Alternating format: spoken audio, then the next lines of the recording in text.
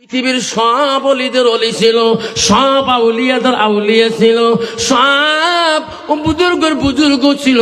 তার বাবার নাম ছিল আবু সালে জঙ্গি মুসা রহমাতুল্লাহ। তার বেটা সব অলিদের অলি, সব আউলিয়াদের আউলিয়া। তার নাম হলো আব্দুল কাদের জিলানী রহমাতুল্লাহ। সব অলিদের অলি গো, যার জীবনে এক ওয়াক্ত নামাজ তাহাজ্জুদ নামাজ কায়দা হয় না। নাই থাকবে আব্বানা বড় অলি গো, ও হুজুর পীর ধরা কি যায়? হ্যাঁ, আমিও আসল মাওলানা পীর ধরছি। আমারও হুজুর আছে, আমারও পীর সাহেব আছে। কোথায়?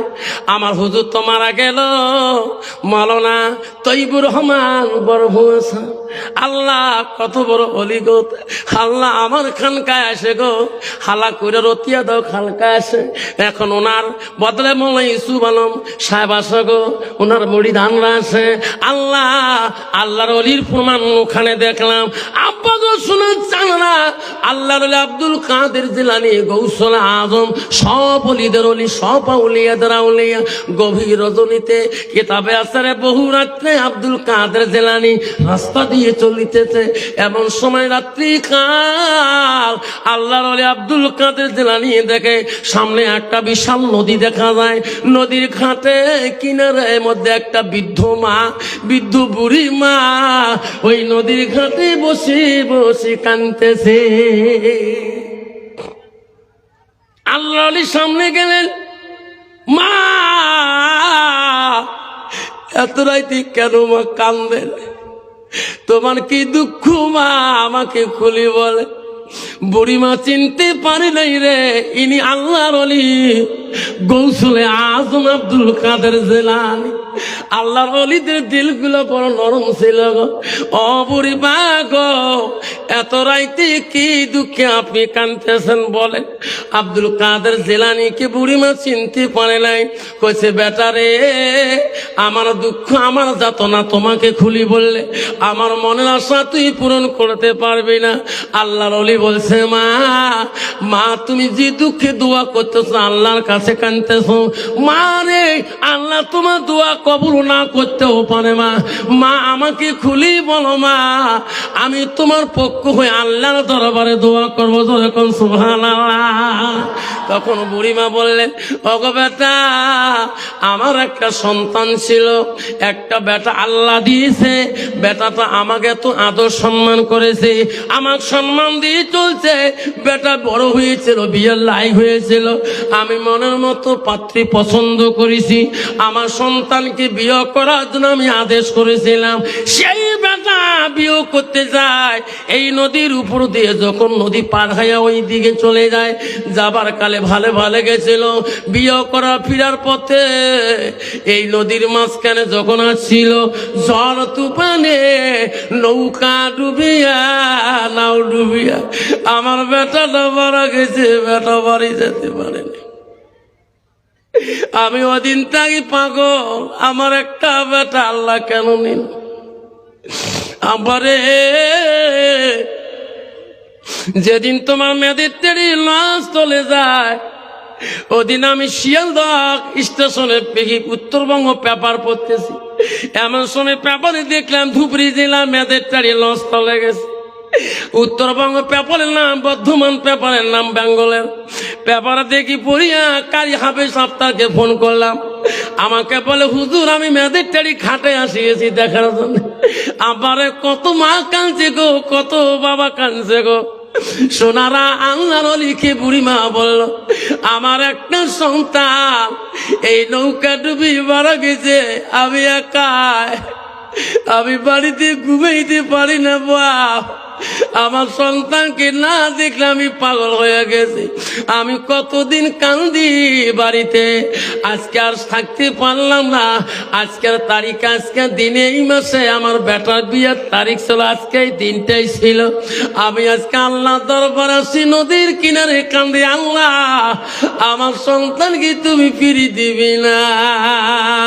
আল্লাহ বলছে, বলছে মা তোমার দোয়া কবুল আল্লাহ না করতে পারে মা। মা আপনি চুপ হয়ে যান মা, তোমার সন্তানের জন্য আমি আব্দুল কাদের জিলানী আল্লাহর কাছে আমি একটু দোয়া করব। আল্লাহর ওলি আব্দুল কাদের জিলানী হাত তুলি বলল মাওলা রে রহমান তুমি বড় দয়ালু, আল্লাহ এই বুড়িবার চোখের পানি আমি সহ্য করতে পারি না। আল্লাহ আমি আব্দুল কাদের জিলানী বলে আল্লাহ বুড়িমার মনের দুঃখ তুমি ঘুষিয়া দাও, আল্লাহ বুড়িমার অন্তরে শান্তি দাও। বুড়িমার একটা সন্তান আল্লাহ তুমি কেন কারে নিয়েছো? আল্লাহ বলছে আব্দুল কাদের জিলানী রে এটা কি সম্ভব হয়? দোয়া তুমি করিও না আব্দুল কাদের রে, আমি আল্লাহ তোর দোয়া সহ্য করিতে পারে না। আব্দুল কাদের জানো না ওই বুড়িমার সন্তান কতদিন হলো মারা যাবার, ওই নদীতে পড়িয়া মা জন্তু সবকে শেষ করে দিয়েছে। ওনারা পায়খানা করে দিয়ে মাটির সাথে তার সন্তান মিশিয়ে আছে, তাকে ফিরে দেওয়া যায়? আল্লাহর ওলি আব্দুল কাদের জিলানী বলছে মাবুদ কেন ফিরে দেওয়া যাবে না? আল্লাহ তোমার ওয়াদা ছিল যে মাটিরে আমি বান্দাকে বানাবো, সেই মাটিতে রাখবো, সেই মাটিতে আমি পুনরুদ্ধার করে আমি হাসর ময়দানে নেব।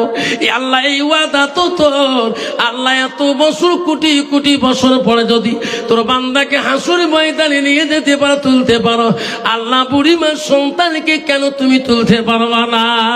নাই থাকবে বাবা। আল্লাহর ওলিদের দোয়া, মার চোখের পানির দোয়া। সোনারা আল্লাহ রসুল বলছে বুখারী শরীফে আছে আলিমিহি ইয়ানতাবাহু বিহি শাইয়া, নিজে ইলম শিখে অপরকে শিক্ষা দাও। ছেলে বলছে মা কি আমি তো ইলম শিখছি মা, আমি কার কাছে প্রকাশ করব মা, কার কাছে ইলম প্রচার করব? মা বলছে বাবা তুমি যাবে কোথায় ইলম প্রচার করতে? কইছে মা আমি একটু মদিনায় চলিয়ে যাই। মদিনায় কেন? মা আমি ইলম প্রচার করব। কেমন করে প্রচার করবি বাবা? কইছে মা আমি তোর একটা সন্তান মা, মারে তোমার হক যদি আদায় করতে না পারি মা, পৃথিবীতে আল্লাহ আমার ইবাদত কবুল করবে না। মা তুমি আমাকে আলেম বানাইছো মা, মা আমি মদিনা যাই, মদিনায় কি করব মামা? ও মা মদিনার মধ্যে ইলমগুলো আমি প্রচার করব কেমন করি? মারে মদিনার যত হাজি যায় মা হজ করতে, মা সবার এলেম থাকে না মা, মা তাদের উটগুলা কুরবানি করে দেব মা, দুম্বাগুলা কুরবানি করে দেব, এলেম প্রচার হয়ে যাবে মা। যা তখন নজরানা দিবে মা হাদিয়ে দিবে, তাই আনি তোমাকে আমি খিলাবো মা। মা বলছে বাবা তুমি যে আমার অন্তরের টুকরো কলিজার মনি, তুমি মদিনায় গেলে আমাকে ভুলি যাবা? কইছে না মা আমি ভুলবো না, আমাকে কয়েকটা দিনের জন্য পারমিশন দাও, আমি মদিনার থেকে যাবো আসবো। ছেলের করুণ কথা শুনিয়ে বলছে বাবা রে তোমাকে না দেখলে থাকতে পারি না রে সোনা। এই বাবা আব্দুল সামাদ যাও, বেশি দিন দেরি করবা না। আব্দুল সামাদ চলে গেলেন মদিনায়। বড় এলেম কো বড় দক্ষতা, কিলুন বড় জ্ঞানী মানুষ, বড় এলেমের দক্ষতা বেশি।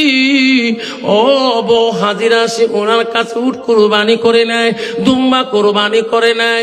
আরে যা নজরানা তোফা দেয় তাই পকেটে রাখিয়া দেয়। কুরবানি করতে করতে 3 দিন কয়েকদিন চলে গেল।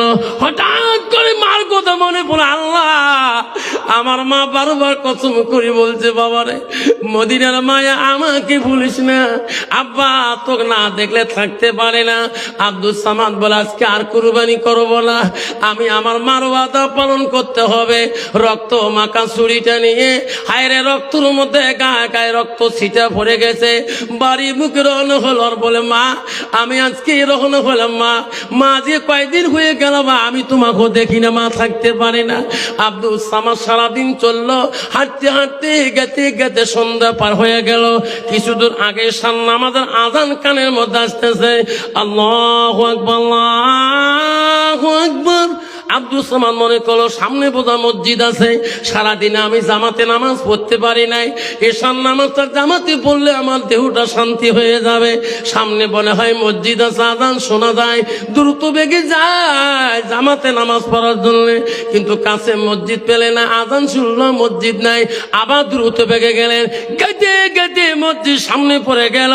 মসজিদের কাছে যখন গেলেন, ওই মসজিদে নামাজি মুসাল্লিরা নামাজ পড়ি পড়ি পারি মুখে রওনা হয়ে গেল। সর্বনাশ, জামাত হয়ে গেল। আশা ছিল জামাতে নামাজ পড়বো। আল্লাহ রসুল হাদিসে বলছে, কোন মানুষ যদি দ্রুত বেগে জামাত হতে নিয়ত করে যায়, যদিও জামাত না পায় জামাতের সওয়াব পাবে, যেরকম সুবহানাল্লাহ। আব্দুল সামাদ বলল, আল্লাহ নামাজ তো পড়তে হবে, একাই হলো নামাজ পড়তে হবে। আব্দুল সামাদ উজুখানায় চলে গেল, সব লোক বাড়ির দিকে চলে গেল। কিন্তু বাবা, কোন মেহমান আত্মীয় যদি তোমার গ্রামে আসে, কবেন কি ভাই মসজিদের বান্ডরি থেকে বেরিয়ে যা, কবে দেখি নিশ্চয় মনে করে যে কারো আত্মীয়, কারো ছেলের, কারো বিয়ে হবে নাকি, বা মিতে হবে। নামাজ পড়তে গেল, সব লোক বাড়ির দিকে চলে গেল। আব্দুল সামাদ আফসোস করছে, আল্লাহ আশা করছি ঈশ্বর জামাতে পড়বো, আমার ভাগ্য হলো না। আল্লাহ উজু করতেছি, এমন সময় একটা বিদ্যুৎ চিৎকার শোনা যায় মসজিদের পিছনে, বলছে, কে আছেন আমাকে বাঁচান, কে আছেন গো, আমাকে মারি শেষ করে দেও। আব্দুল সামাদ চিৎকার দিল, কে রে, কোনো মানুষ এখানে নাই, সবাই তো বাড়ির দিকে গেল। দৌড়ে মসজিদের পিছনে আদা উজু করে দেয়া দেখে একটা দুষ্ট মানুষ ঘোড়ার পৃষ্ঠে চড়ি, আর একটা মানুষের গালার মধ্যে কাল্লার মধ্যে ছুরি বাঁধে দিয়েছে। বলছে, ভাই রে, ও ভাই তোর পাপ হয়ে যাবে, ভাই মারিস না, লোকটাকে মারিস না ভাই, তোর গুনাহ হয়ে যাবে। বলতে না বলতে লোকটাকে দুখণ্ড করি চিরচিত করে দিয়ে ওই ঘোড়ার পৃষ্ঠে চড়ি লোকটা দ্রুত বেগে চলে গেল। আব্দুল সামাদ পাগল হয়ে গেল, সর্বনাশ, এটা লোক এই দেশের না, এই সমাজের না, বাইরে দেশের, আমিও তো বাইরে একজন মানুষ, কি করি? আব্দুল সামাদ আসি মসজিদের সামনে দাঁড়া, ভাই সবাই বাড়ি চলে গেলেন, ভাই রে তোমার মসজিদে মানুষ খুন হয়ে গেল। বাবা, যে লোকগুলো বাড়ি গেলেন, এদিক খুন খুন বলি চিকুর দেয়, কোনো মানুষ বাড়ি থাকতে পারবে? আরো সবাই বলো, সর্বনাশ, এখনই জামাতে নামাজ পড়ি আসলাম, কে চিকুর দেয়, মানুষ খুন হলো। সবাই চলে আসলেন, আসি দেখে রে লোকটাকে, যে লোকটাকে উজুখানায় উজু করা দেখি গেল, ওই লোকটা চিকু দেয়, ওই লোকটার গার মধ্যে রক্তর ছিটে আছে, হাতে এখন তরোয়াল ঝুলাতে, রক্ত মাখা তরোয়াল গো, ঝুলাটা রক্ত মাখা। সবাই বলো, রে যুবক, চিকু দেও কেন, তোমার মসজিদের পিছনে একটা মানুষ দুখণ্ড হয়ে গেছে। সবাই দেখলো রে, উনার সমাজের মহৎ মানুষটাকে জবাই করলো, দেখে যে লোকটা চিকু দিতেছে আব্দুল সামাদ, উনার গার মধ্যে রক্তর দাগ, উনার গা হাতের মধ্যে রক্ত মাখা ছুরি, উনার ব্যাগে একটা ঝুলা, একটা রক্ত দাগা। সবাই বলো, রে যুবক, তুমি তোমারই শেষ করে দিলি, তোমার ছুরিত কেন রক্তর দাগ, রক্ত মাখা ঝোলা কেন রক্ত মাখা, তোমার গায়ের মধ্যে রক্ত ছিটা কেন? কয়, না না না, আমি একজন মুসল্লি, আমি একজন মুত্তাকি, আমি একজন নামাজি, আমি একজন মদিনার কসাই। সবাই বলে, না, তোমার প্রমাণ তোমার কাছে দেখা যায়, হাতে ছুরি রক্ত মাখা, ঝোলা হাতে রক্ত মাখা, গায়ে তো রক্ত মাখা, এটা তোর চালাকি। সবাই ধরো, পেটাই করো, ফিরতে ফিরতে সবাই বলে, পেটলে আপনি শিকার হয়ে যাবে। এত পিটাই করে রে আব্দুল সামাদের শরীরটা দুর্বল বানিয়ে দিল। মসজিদের বারান্দার মধ্যে এনাকে শীত করে শুয়ে দিল, সবার কাছে হাত পা ধরে বলে, বন্ধু আমার জীবনটা নষ্ট করেন না, আমাকে 2 রাকাত নামাজ পড়তে দাও, আমি আমার জীবনে নামাজ কায়দা করে নাই। কয়, না, তুমি হলি নামাজ পড়া চলো না। সবাইকে বলো, বন্ধু রে কত মারেন, আমি জীবন আমার শেষ। ভাই রে, পৃথিবীতে আপনজন কেউ নাই, আমার বাপ নাই, আমার ভাই নাই, আমার বোন নাই, আমার একটা আদর জননী মা আছে রে ভাই, আমাকে যদি মারি শেষ করে দেন, আমি আমার মাটার কাছে ঋণে থাকে যাব। বাইরে মৃত্যুর আগে আমার মাটাকে এক নজর দেখতে দাও।